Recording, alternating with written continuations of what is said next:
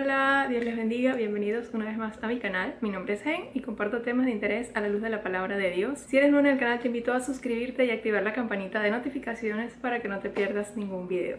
Y hoy llegamos al capítulo número 9 de Romanos y con ello abrimos una sección muy importante donde vamos a estar hablando acerca de Israel.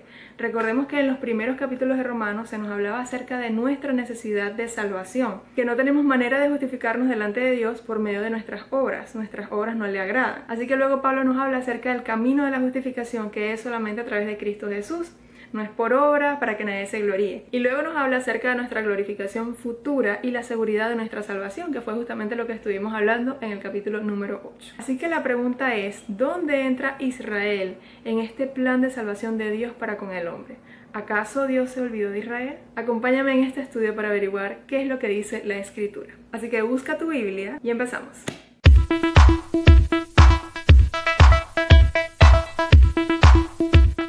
Así que en este capítulo 9 vamos a estar hablando acerca de Israel. De hecho, los capítulos 9, 10 y 11 son un paréntesis que Pablo está haciendo para detenerse a hablar acerca de la nación de Israel y más específicamente de su situación pasada, presente y futuro. En el capítulo 9 vamos a estar hablando acerca de la condición pasada, vamos a estar haciendo bastantes alusiones al Antiguo Testamento para ver quién es Israel, cuál es el papel de Israel en el plan de salvación de Dios para judíos y para gentiles.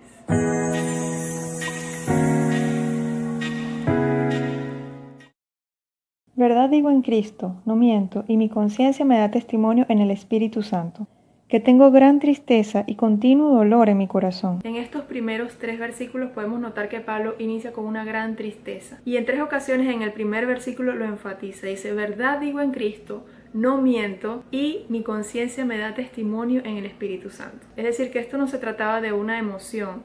Esto era algo honesto, porque si hubiese sido emocional, si esto no fuera verdadero, el Espíritu Santo lo hubiera redarguido y hubiese sentido ese peso en su conciencia de decir algo que no es verdadero. Pero en este caso nos está afirmando que sí, es verdadero. ¿Y qué es esta tristeza que tiene Pablo en su corazón, que no es más que ese mismo sentir que tiene el Señor por su pueblo Israel? Porque deseara yo mismo ser anatema separado de Cristo por amor a mis hermanos. Pablo está diciendo aquí que él desearía ser anatema, y la palabra anatema es maldición. Vean esta versión aquí, NBI, donde dice, desearía yo mismo ser maldecido y separado de Cristo por el bien de mis hermanos, los de mi propia raza, el pueblo de Israel. Es decir, que él mismo, por amor a Israel, preferiría ser condenado, hacerse maldición, separarse de Cristo por la salvación de Israel, por amor a Israel. Él dice aquí, sí, es verdad, no miento. Ahora, ¿podía Pablo volverse anatema, volverse maldición? ¿Podía él acaso ser separado del amor de Dios que es en Cristo Jesús? No, todo esto era innecesario porque ya Cristo había muerto, se hizo maldición por los suyos, tanto por judíos como por gentiles. Los que son mis parientes según la carne. Son mis parientes según la carne, es decir, ese Israel étnico. Que son israelitas, de los cuales son la adopción, la gloria, el pacto, la promulgación.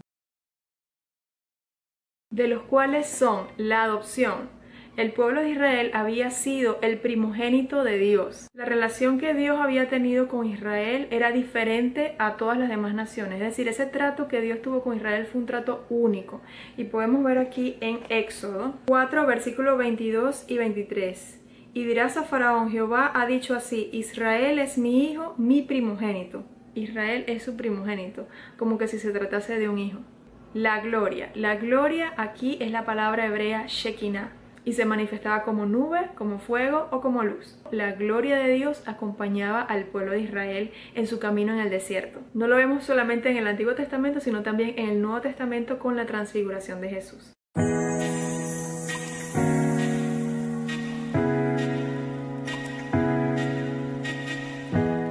El pacto. Dios había hecho pactos con la nación de Israel que no hizo nunca con las otras naciones.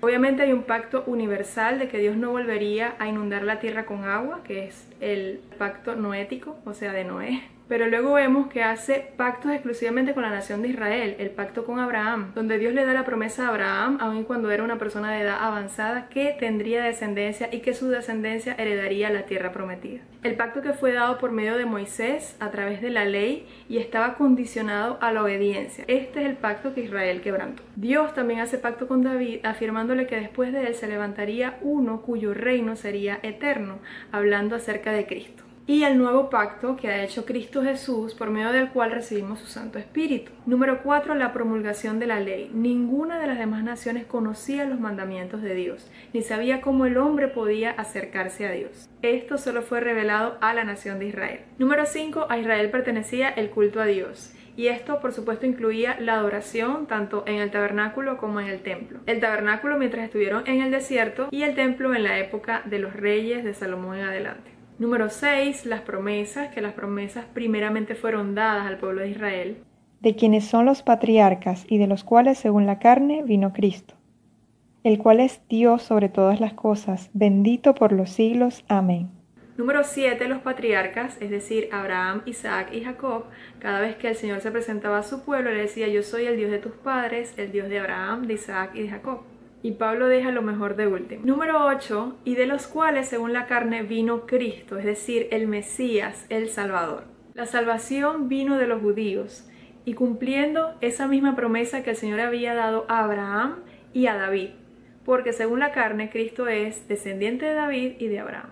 Él es el león de la tribu de Judá. En cuanto a su humanidad, Él es israelita, pero en cuanto a su deidad, Él es Dios sobre todas las cosas.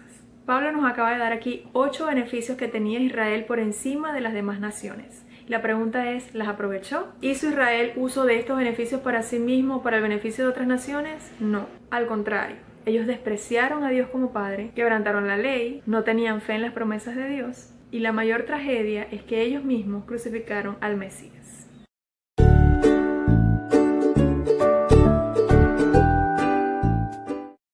No que la palabra de Dios haya fallado, porque no todos los que descienden de Israel son israelitas. ¿Qué quiere decir esto? ¿Que ha fallado Dios? Es decir, Dios hizo promesas al pueblo de Israel. Él le prometió a Abraham una gran nación, una gran descendencia que heredaría la tierra prometida. Le prometió justicia y un reino futuro, y que ellos disfrutarían de la presencia de Dios mismo en medio de ellos. Entonces, ¿qué hay de esos judíos que rechazaron a Cristo y que nunca verán el cumplimiento del reino prometido? ¿Acaso Dios falló? ¿Dios le falló a ellos? Y allí mismo está la explicación, porque no todos los que descienden de Israel son israelitas. Es decir, que Dios no está viendo la condición sanguínea, que son parientes de Abraham de acuerdo a la carne, de acuerdo a la sangre. En eso no consiste ser verdaderamente israelita. Israel ha rechazado a Jesús, ha rechazado al Mesías. Y para el momento en el que fue escrita la carta de Romanos, la mayoría de los judíos había rechazado el Evangelio y había rechazado a Cristo. Y solamente en Jesús hay salvación, es decir, que ellos estaban rechazando la salvación que venía de Dios. Las promesas de Dios no tardarán en cumplirse, todo lo que ha salido de su boca se cumplirá. Y esta parte que dice aquí que no todos los que descienden de Israel son israelitas va a tener más sentido a medida que vayamos avanzando en los versículos siguientes. Ni por ser descendientes de Abraham son todos hijos, sino en Isaac te será llamada descendencia. Aquí Pablo pone de ejemplo a Isaac. Abraham había recibido una promesa de Dios, él iba a ser padre, pero cuando leemos el relato de Génesis nos damos cuenta que Abraham tuvo 2 hijos. El primero de ellos fue Ismael y fue con la esclava de Sara, Agar. Y luego tuvo a Isaac, que fue el hijo de la promesa, con Sara, su esposa. Esto es, no los que son hijos según la carne son los hijos de Dios, sino que los que son hijos según la promesa son contados como descendientes.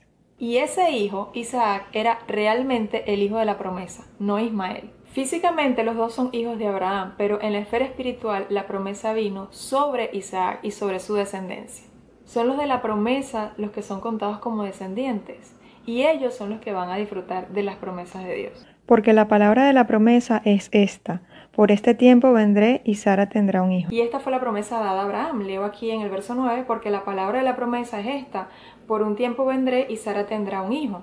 Y eso también lo podemos corroborar en Génesis 18:10. Y podemos ver que la promesa de Dios vino sobre Isaac, porque en él te será llamada descendencia.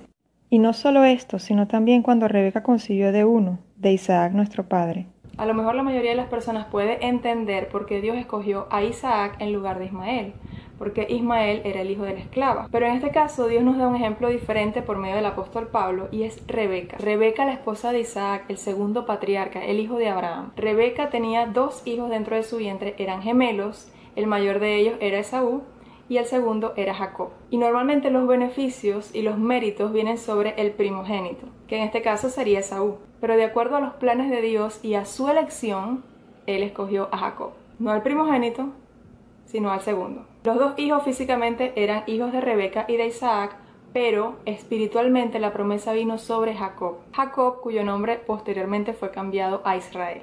Ya están siguiendo la historia, ¿verdad? Quiere decir que no todos los que descienden de Israel son israelitas. Los descendientes de Esaú pueden decir, bueno, yo también soy Israel porque mi padre es Isaac y mi abuelo es Abraham. Pero aquí podemos ver que Dios escogió fue a Jacob. Así que podemos confirmar en este versículo en la elección divina. Dios es el que escoge, no el hombre. Pues no habían aún nacido ni habían hecho aún ni bien ni mal, para que el propósito de Dios conforme a la elección permaneciese, no por las obras, sino por el que llama. Y estos 3 versículos que vienen a continuación, el 11, el 12 y el 13, son tremendos porque confirman también lo que vinimos estudiando en el capítulo 8 acerca de la predestinación. ¿En qué se basa la elección divina? Ya vamos a verlo. Verso 11. Dice aquí la palabra que ellos no habían aún nacido, ni habían hecho ni bien ni mal, para que el propósito de Dios conforme a la elección permaneciese, no por las obras, sino por el que llama. Vamos a irnos a ese relato que está en Génesis 25, versículo 23. Y le respondió Jehová, este es el Señor hablándole a Rebeca, la madre de estos 2 hijos. 2 naciones hay en tu seno, y 2 pueblos serán divididos desde tus entrañas. El un pueblo será más fuerte que el otro, y el mayor servirá al menor. Y allí pueden seguir leyendo esa historia, pero lo más asombroso de esto es que el Señor no escoge al mayor, sino al menor. Y escogiendo al menor, lo hace a él el mayor. Se le dijo, el mayor servirá al menor. ¿Acaso alguien puede cuestionar esto? No, porque Dios es Dios y Él hace como quiere, Él es soberano. El mayor servirá al menor, y aquí vemos otra vez de nuevo que la profecía de Dios, lo que sale de su boca se cumple. Lo podemos verificar en el Antiguo Testamento. ¿Acaso no fue eso lo que ocurrió? Jacob es Israel, el pueblo escogido por Dios. Y este es otro principio, que el propósito de Dios, de acuerdo a su elección, permanece. Nadie la puede revocar, nadie puede ir en contra de eso. Noten aquí otra cosa importante, que el Señor hizo esto mucho antes de que ellos hubieran nacido, mucho antes de que ellos hicieran bien o mal, como dice aquí la Escritura. Y otra pregunta súper importante que surge aquí, ¿cuál es la base para esta elección? Aquí la palabra nos dice cuál no es la base, no es por obras. Esta elección que Dios hace no es por obra, no es por mérito, no es porque alguien sea mejor que otro, no, para que nadie se gloríe. Y si no es así, entonces, ¿cuál es la base de esta elección? Aquí la palabra lo dice, por el que llama, es por el llamamiento. Y esto afirma lo que veníamos hablando en Romanos 8, donde el Señor dice que a los que antes conoció, a estos predestinó, y a los que predestinó, a estos llamó, a estos justificó y a estos glorificó. Ven que la palabra de Dios es perfecta. Ella es capaz de explicarse a sí misma. Y ahí podemos ver entonces otra confirmación acerca de la predestinación. Así que esta elección se encuentra basada en Dios mismo. Él es el que escoge. No es el hombre quien escoge, sino Dios. Como está escrito, a Jacob amé, mas a Esaú aborrecí. Y este versículo 13 es tremendo porque cuando leemos a Jacob amé, más a Esaú aborrecí, a simple vista hay algo que nos impacta, hay algo que nos causa impresión. ¿Qué es lo que te causa impresión de ese versículo? ¿Que amó a Jacob o que aborreció a Esaú? Estuve leyendo que Spurgeon, haciendo alusión a este versículo, dice que no le sorprende que diga la palabra que él aborreció a Esaú, porque el Señor aborrece el pecado y nosotros cometemos pecado, que no hay nada bueno en nosotros realmente. El detalle está en que el Señor aquí nos está manifestando que Él amó a Jacob. ¿Cómo Dios podía amar a alguien que era un usurpador? Eso es lo que tiene que llamarnos la atención. Y el punto realmente aquí es la elección, es el amor de Dios a su pueblo escogido, ese pueblo que solamente Él conoce. ¿Qué pues diremos? ¿Que hay injusticia en Dios? En ninguna manera.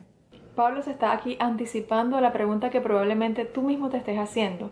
¿Acaso hay injusticia en Dios porque escogió a Jacob y no a Esaú? Este es el tipo de pregunta retórica que Pablo hace que lleva a una respuesta negativa. Perezca ese pensamiento. No hay injusticia en Dios. Hay injusticia en ti, en mí, en Jacob, en Esaú, pero no en Dios. Dios siempre va a hacer lo justo porque es parte de su carácter. Él es justicia. Y Él nos ha dado su justicia. Nosotros por naturaleza, a consecuencia del pecado de Adán y Eva que heredamos, Nosotros merecíamos el infierno, todos. Así que Dios pudo mandarnos a todos al infierno sin comprometer su justicia, porque eso era lo que merecíamos. Y Dios en su misericordia rescata a un remanente para su gloria.